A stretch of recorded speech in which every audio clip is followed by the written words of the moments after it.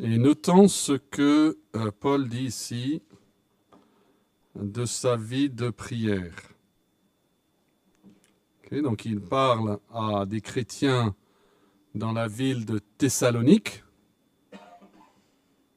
avec qui il avait passé que quelques semaines avant de devoir fuir. L'histoire est racontée en actes, dans les actes des apôtres.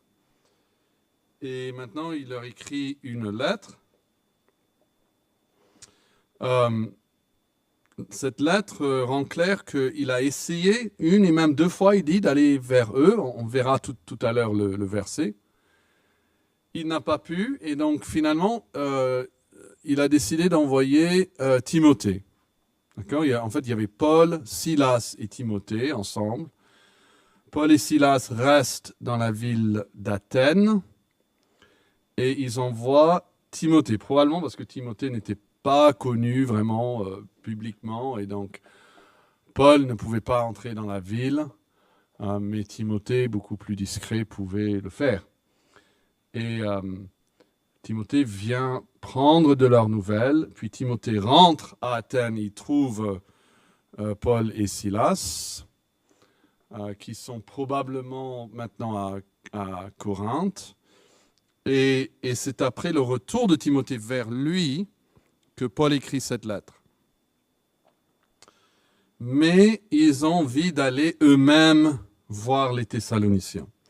Et donc il dit en 1 Thessaloniciens 3,10, « Nuit et jour, nous le prions, c'est Dieu le Père ici, nous le prions avec une extrême ardeur de nous permettre de vous voir et de compléter ce qui manque à votre foi. » Alors, ce mot traduit « nous prions avec une extrême ardeur », c'est un mot grec qui a le mot hyper, ou on a le mot français hyper attaché, hein, donc c'est pour démontrer l'importance, c'est ce qu'on appelle un adverbe composé double,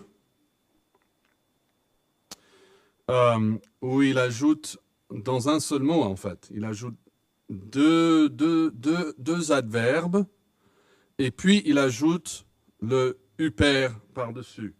Donc, quelqu'un dit, on pourrait le traduire hors limite, et puis si on ajoutait plus qu'hors limite, donc ce double adverbe, et puis on ajoutait débordant toutes les hors limites. Voilà, c'est vraiment un verbe qui exprime une intensité. Et donc, j'ai regardé plusieurs des traductions françaises pour ce mot. Donc, la Semeur dit avec instance, le Derby dit très instamment, d'autant plus d'ardeur. Voici ce que nous lui demandons avec force. Nous le prions avec beaucoup d'insistance.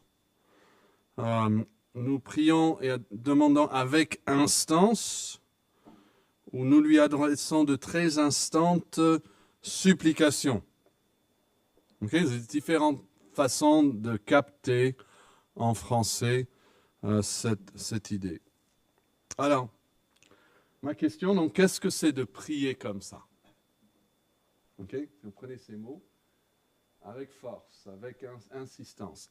Qu'est-ce que ce serait pour nous, dans nos vies quotidiennes, ou même ce soir, de prier comme ça, prier avec ardeur? Et je pense qu'il est d'abord nécessaire d'enlever certaines possibilités qui sont erronées. Et donc, je suggère que l'ardeur d'une prière ne réside pas dans sa forme. Ok? Ne réside pas dans l'intensité de la voix ou la longueur de la prière. Pourquoi? Pourquoi pas dans l'intensité de la voix? Est-ce que quelqu'un peut nous lire Matthieu 6, verset 5?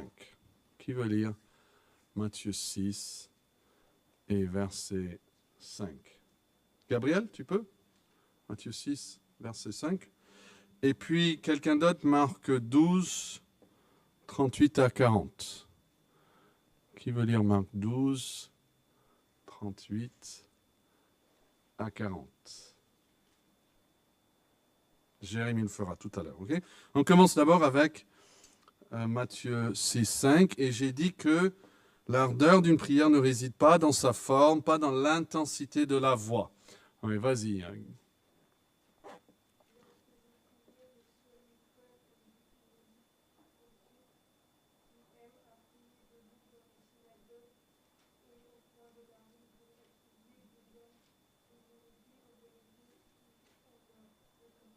Ok, imaginez donc quelqu'un qui prie au coin des rues.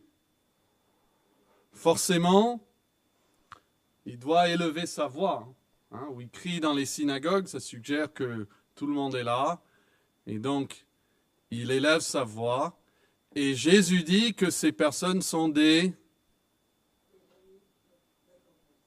Voilà. Et qu'est-ce qu'il les appelle dans ce verset? Ne soyez pas comme les hypocrites. Okay? Donc on peut prier bien fort avec une grande intensité de voix et être hypocrite. Ok. Et aussi on peut avoir de longues prières et être hypocrite. Donc Jérémie, tu veux lire Marc 12, 38 à 40? Il leur disait dans son enseignement, gardez-vous des scribes qui aiment à se promener en randonnant, à être salués dans les places publiques, qui recherchent les plus sièges dans les synagogues et les premières places dans les festins, qui dévorent les maisons des veuves et qui font pour l'apparence de longues prières. Ils seront jugés plus sévèrement. Voilà, ils font de longues prières, mais pour quelle raison? Ils font pour l'apparence, hein, donc d'être vus des hommes. Je vais vous lire Matthieu 23, 14 dans la parole vivante. Il dit, car Jésus parle ici aux scribes et aux pharisiens, il dit, vous dépouillez les pauvres veuves de leurs biens sous prétexte de faire pour elles de longues prières. Et la note attachée ici à Marc 12, 40, par Kuhn, je crois, il dit, en faisant payer pour leurs prières. En se faisant payer pour leurs prières, on pourrait aussi le traduire et cacher leur méchanceté par de longues prières. Cela suggère, il est en train de dire que cela suggère que quelle est la relation entre ils dévorent les maisons de veuves et font de longues prières, que probablement en fait ils se payaient pour prier. Et donc ils allaient, ces pauvres veuves avaient besoin de la prière. Ok, ils vont prier pour elles, hein, mais c'était attendu, c'était compris qu'ils devaient quand même recevoir quelque chose en contrepartie. Hein, c'était probablement pas que c'était, voilà, combien d'euros par minute, c'est pas comme ça, mais on sait bien que dans certaines cultures, si on donne une faveur, on attend de recevoir une autre. Et donc, s'ils faisaient pour elles une longue prière, ils attendaient de recevoir quelque chose en retour. Donc, l'intensité d'une prière ne se mesure pas à sa forme, hein, que ce soit par le volume de la voix ou la durée de la prière, mais où? Et c'est là où je vous invite à trouver 1 Samuel chapitre 1. Et on va revenir en 1 Thessaloniciens 3. Mais 1 Thessaloniciens 1 nous donne la prière de quelqu'un. 1 Samuel. On va revenir après, j'ai dit. Mais pour l'instant, on va en 1 Samuel, je m'excuse. 1 Samuel chapitre 1 dans l'Ancien Testament. C'est la prière de qui? Pensez tout de suite. Anne, voilà. La prière d'Anne. Et 1 Samuel 1, verset 12 à 15. Qui veut lire ça bien fort? 1 Samuel 1, 12 à 15. Elisabeth, merci. Comme elle restait longtemps en prière devant l'Éternel, Élie observa sa bouche. Anne parlait dans son cœur et ne faisait que remuer les lèvres, mais on entendait point sa voix. Je vais continuer jusqu'au verset 15. Élie pensa qu'elle était ivrée et lui dit, jusqu'à quand seras-tu dans l'ivresse? Fais passer ton vin. Anne répondit, non, mon Seigneur, je suis une femme qui souffre en son cœur. Je n'ai bu ni vin, ni boisson pénibrante. Mais je répondais mon âme devant l'Éternel. Voilà. Donc, verset 13. Anne, dans sa prière, elle parlait où? Dans son cœur. Et puis, je pense que ça mérite d'être souligné, là, cette phrase à la fin du verset 15. Elle dit que je répandais mon âme devant l'Éternel. 3 autres traductions le mettent comme ça. J'ai penché mon cœur devant l'Éternel. Donc, c'est pas la forme extérieure. L'homme, même quant à la prière, l'homme regarde à ceux qui frappent les yeux et il va dire, ah, lui, il prie avec ardeur. Mais l'Éternel regarde au cœur. Ça, c'est une vraie prière. Prier avec ardeur est toujours une question du cœur, pas de la forme. On peut être même comme Anne et il n'y a aucun son ou bruit qui sort de la bouche. Ok, mais je veux ce soir vous donner 3 choses qui font de nos prières des prières avec ardeur. Parce que, comme on a dit, c'est pas la forme, mais c'est tout le paquet qui fait de ça une prière avec ardeur. Et si vous pouvez revenir en 1 Thessaloniciens, j'ai trouvé 3 mots qui commencent avec la même lettre, ok, pour nous aider. La lettre C. Donc, la première chose, c'est une compassion pour la personne pour qui l'on prie. C'est ça qui va faire de nos prières une prière avec force, avec intensité. C'est quand on a une grande compassion ou affection ou même amour pour la personne pour qui on prie. 1 Thessaloniciens, regardez chapitre 2, verset 17. Et on veut simplement noter l'affection, la compassion de Paul pour ces chrétiens. Il dit, 1 Thessaloniciens 2, 17, « Pour nous, frères, après avoir été quelque temps séparés de vous, de corps mais non de cœur, nous avons eu d'autant plus ardemment le vif désir de quoi? De vous voir. Aussi voulions-nous aller vers vous, du moins moi, Paul, 1 et même 2 fois. Mais Satan nous en a empêchés. Quelle est en effet notre espérance ou notre joie ou notre couronne de gloire, n'est-ce pas? Vous. Aussi, devant notre Seigneur Jésus, lors de son avènement, oui, vous êtes notre gloire et notre joie. C'est pourquoi, impatients que nous étions, nous décidant à rester seuls à Athènes, nous envoyâmes Timothée, notre frère, ministre de Dieu dans l'évangile de Christ, pour vous affermir et vous exhorter au sujet de votre foi. Regardez le chapitre 3, verset 6. Mais Timothée, récemment arrivé ici de chez vous, nous a donné de bonnes nouvelles de votre foi et de votre amour, et nous a dit que vous avez toujours de nous un bon souvenir, désirant nous voir comme nous désirons aussi vous voir. Verset 7. En conséquence, frères, dans nos angoisses et nos épreuves, nous avons été consolés à votre sujet, à cause de votre foi. Car maintenant, nous vivons, puisque vous demeurez fermes dans le Seigneur. Voyez cet amour qu'il a pour eux. Quelles actions de grâce, en effet, nous pouvons rendre à Dieu à votre sujet, pour toute la joie que nous éprouvons à cause de vous, devant notre Dieu. Nuit et jour, c'est notre verset de base ici. Nous le prions avec une extrême ardeur de nous permettre de vous voir et de compléter ce qui manque à votre foi. Et puis, notez les versets 11 et 12 qui suivent là.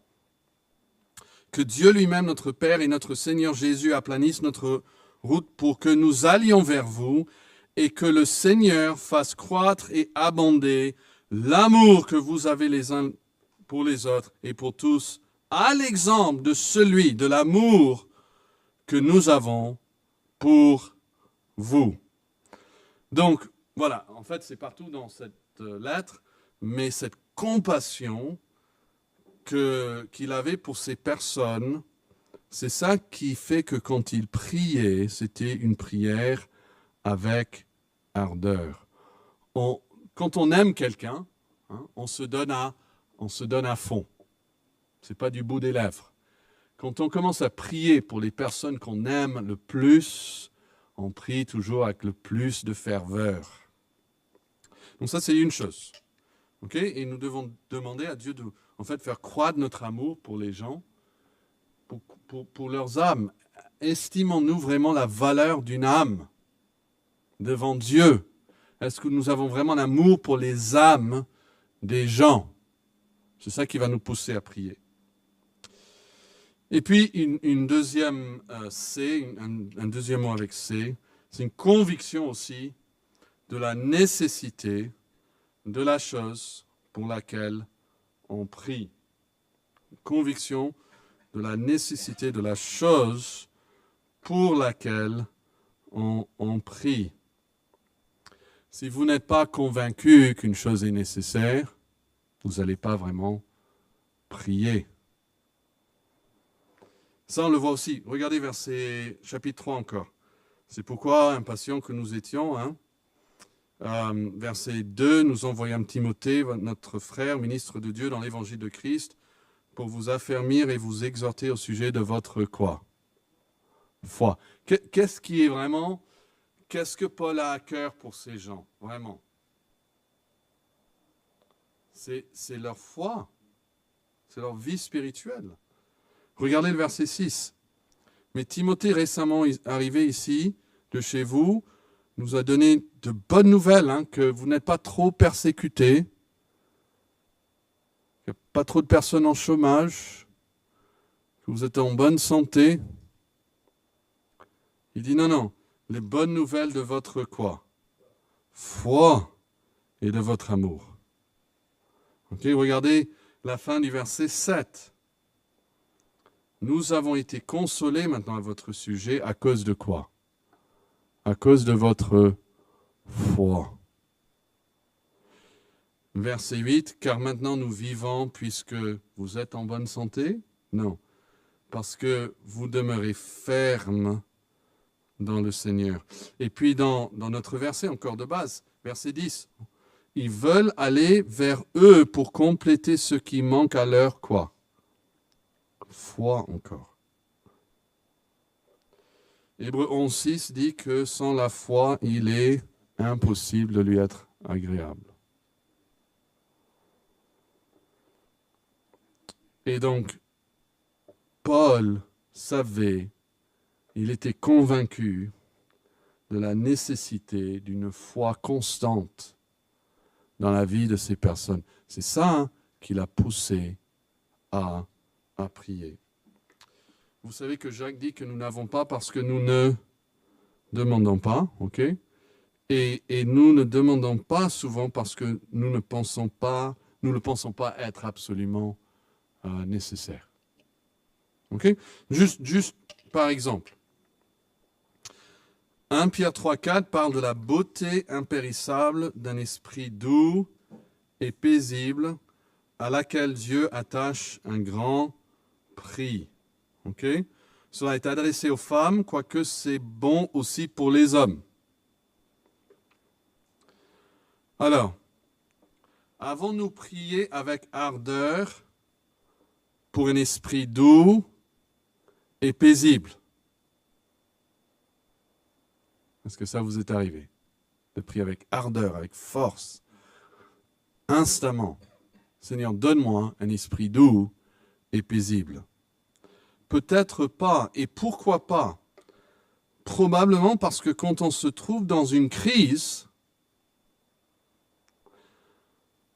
un esprit doux et paisible n'est pas ce qu'on estime nécessaire. Vous voyez? On a d'autres choses qu'on estime plus nécessaires. Et en réalité, nous sommes souvent disposés à sacrifier même un esprit doux et paisible.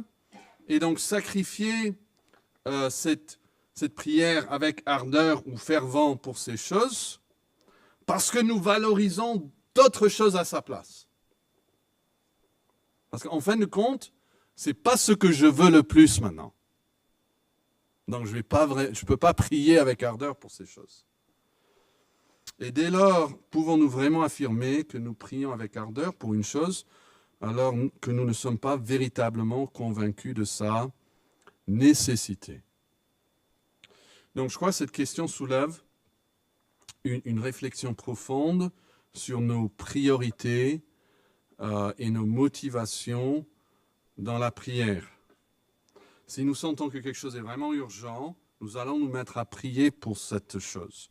Mais si nous ne ressentons pas l'urgence ou l'importance de ce pour quoi nous prions, eh bien notre engagement spirituel commence souvent très facile à se lasser et à dissiper. C'est-à-dire notre ardeur à prier est souvent proportionnelle à notre conviction de la valeur de notre demande. Et Paul voulait que ces gens restent dans la foi, qu'ils demeurent dans la foi, qu'ils grandissent dans la foi. C'est ça qui l'a poussé à prier avec ardeur. Donc il y a une compassion pour la personne. Ça va nous pousser vraiment à prier. Il y a une conviction de la nécessité de la chose. Pensons à nos enfants, par exemple. S'il faut prier par rapport à leur foi ou prier par rapport à leur santé ou à leur situation dans le monde. Enfin, qu'est-ce qu'on estime le plus? Pourquoi est-ce qu'on va prier avec le plus de ferveur?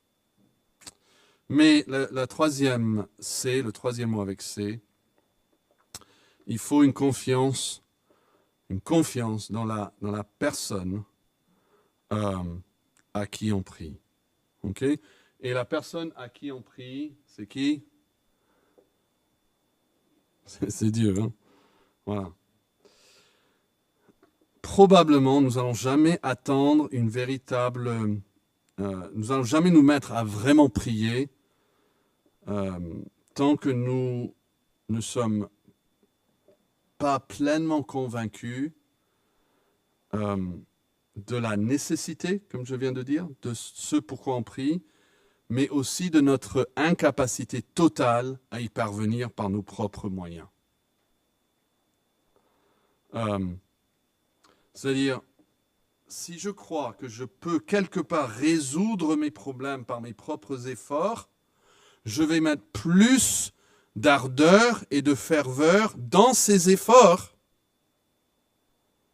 que dans la prière. C'est quand j'arrive au point où je réalise que je ne peux rien faire que je me mets plus à prier. C'est quand nous réalisons que nous avons vraiment besoin de son aide, que nous faisons face à nos limites, à notre vulnérabilité, que notre prière peut prendre la forme d'une supplication fervente. Et c'est cette prise de conscience qui nous pousse à prier avec passion et à exprimer notre désespoir. Comme Anne qui savait qu'il n'y a pas d'autre possibilité que si Dieu intervienne en sa faveur. Et nos prières deviennent authentiques et puissantes, nourries par cette compréhension de notre incapacité et de son amour et de sa puissance. C'est un peu comme la veuve, rappelée en Luc 19, qui revient constamment vers le même juge. Pourquoi? Parce qu'elle n'a pas d'autre option. Elle n'a pas d'autre option. Donc elle doit constamment revenir vers le juge. Et dans cette lettre, nous voyons que Paul est convaincu que Dieu agit par le biais de sa parole. Okay?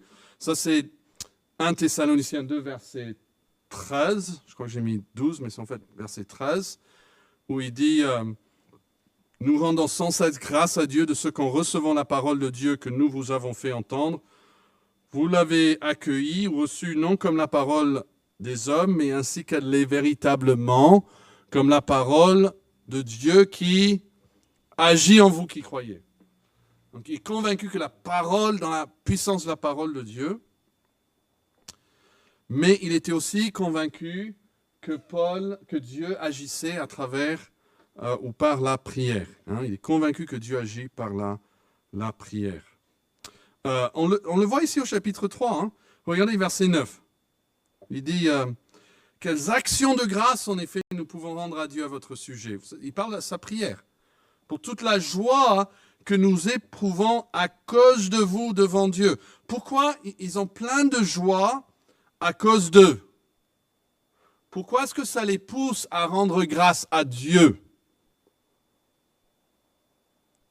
Pourquoi ils ne se sont pas dit, oh, je sais qu'on a bien prêché, je sais qu'on a bien travaillé, je sais qu'on a beaucoup sacrifié. Vous voyez, je suis tellement heureux que j'ai fait tout ça. Les gens, parfois, ils parlent comme ça. Hein. Je suis heureux là que j'ai investi parce que regarde ce que j'ai pu faire. Non, non, non, il dit, je rends grâce à Dieu parce que je sais que c'est Dieu qui a agi. Il a confiance en Dieu. Et donc, juste après, donc, on a cette grande joie en Dieu. Et puis, qu'est-ce qu'il dit juste après, verset 10? Nuit et jour, nous le prions. Pourquoi? Pour pouvoir ajouter encore à votre foi, pour que votre foi puisse en fait grandir plus. Donc, le fait qu'il rend grâce à Dieu démontre qu'il pense que c'est Dieu qui l'a fait. Et puis, il prie pour plus encore, que Dieu agit encore plus. Alors, il veut, notez au verset 10 et au verset 11, qu'il veut aller les voir. Vous voyez ça? Hein, dans le texte? Ok. Pourquoi ne pouvait-il pas vous aller les voir?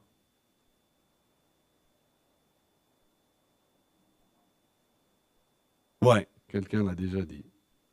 On l'a lu au chapitre 2, verset 18. Ouais. Aussi voulions-nous aller vous voir, du moins moi, Paul, une et même 2 fois, mais Satan nous en a empêchés.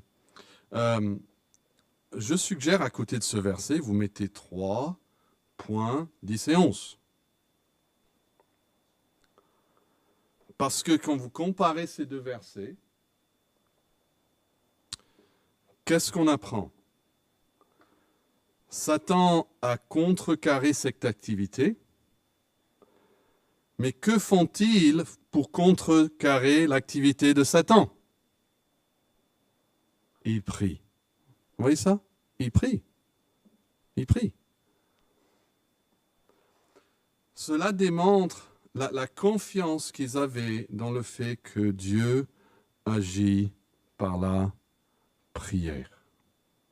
Ils voient que Satan est à l'œuvre, et quand ils perçoivent que Satan est à l'œuvre, ils se mettent à prier avec une extrême ardeur. Ils savent que c'est un combat spirituel. Et ils ont une confiance que Dieu est plus grand que Satan. Et que par la prière, Dieu peut agir d'une manière qui peut vaincre même les tentatives de Satan de les empêcher. Il y a un très très beau verset en Philippiens 1, verset 19. Paul est en prison et il dit « Je sais que tout cela tournera à mon salut ». Probablement, il parle ici de sa délivrance de la prison. D'accord, c'est Philippiens 1, 19. Mais il dit « Je sais que cela tournera à mon salut grâce à », et il dit 2 choses. C'est quoi? Grâce à vos prières et à l'assistance de qui? De l'Esprit de Jésus-Christ. 2 choses. Est-ce qu'on peut expliquer ça? Est-ce qu'on peut expliquer comment nos prières se mêlent avec l'assistance du Saint-Esprit, de l'Esprit de Jésus-Christ? Non, on ne peut pas. On est humain. On ne peut pas comprendre. Mais on peut l'accepter. On peut l'accepter. Que l'assistance du Saint-Esprit et nos prières, et il dit même, c'est grâce à vos prières. Donc, ils avaient un rôle à jouer. Et on ne va pas le regarder, mais vous pouvez lire 2 Corinthiens chapitre 1, vous allez voir la même chose. Il dit que les gens vont se réjouir, ils vont rendre grâce, en somme, parce que voilà, ils ont participé par la prière aussi à ce qui s'est passé. Et si vous regardez au début de cette lettre, il dit « Je rends grâce à Dieu de la part que vous prenez à l'Évangile depuis le premier jour jusqu'à maintenant. » Et c'est quoi cette part qu'il prenait? C'est 2 choses. Ici, au verset 19, c'est leur prière. Ça, c'est une part que vous avez.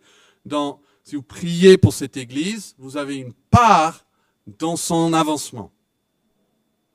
Et je vous promets, mes amis, il y aura des récompenses dans le ciel pour la part que vous prenez à l'avancement de cette œuvre, même par votre présence ici, le mardi soir. Et puis au chapitre 4, il parle en fait d'un don qu'ils ont donné. C'est Philippiens 4, versets 16 et 17. C'était leur soutien financier. Ils ont aussi pris part au ministère de Paul. Les versets où Paul demande la prière, Romains 15, 2 Corinthiens 1, Éphésiens 6, Philippiens 1, Colossiens 4, Philémon 22, 1 Thessaloniciens 5, 2 Thessaloniciens 3, Hébreux 13, sont tous des passages où l'apôtre demande explicitement aux gens de prier pour lui. On voit qu'il était convaincu de la nécessité de la prière. Donc nous devons avoir cette attitude du psaume 123. Voici comme les yeux des serviteurs sont fixés sur la main de leur maître et que les yeux de la servante est fixés sur la main de sa maîtresse. Ainsi nos yeux se tournent vers l'Éternel notre Dieu jusqu'à ce qu'il ait pitié de nous. Si vous n'avez pas vraiment confiance que l'Éternel peut résoudre et peut seul résoudre vos problèmes, vous n'allez pas prier avec ardeur. Donc, quelles sont les 3 choses qui vont nous aider dans notre vie de prière? D'abord, quel est le premier mot? Une compassion pour la personne pour qui l'on prie. Il faut chercher à aimer la personne. Le deuxième mot, c'était quoi? Une conviction de la nécessité pour la chose pour laquelle on prie. Et puis, troisièmement, une confiance dans la personne, dans grand P, dans le Dieu à qui l'on prie. Et je suis convaincu que si ces 3 choses sont vraies dans nos cœurs, eh bien, nos prières seront des prières que Dieu voit. Regardons le cœur. Ça peut rester calme, même silencieux, mais ce sera des prières avec ardeur, avec force.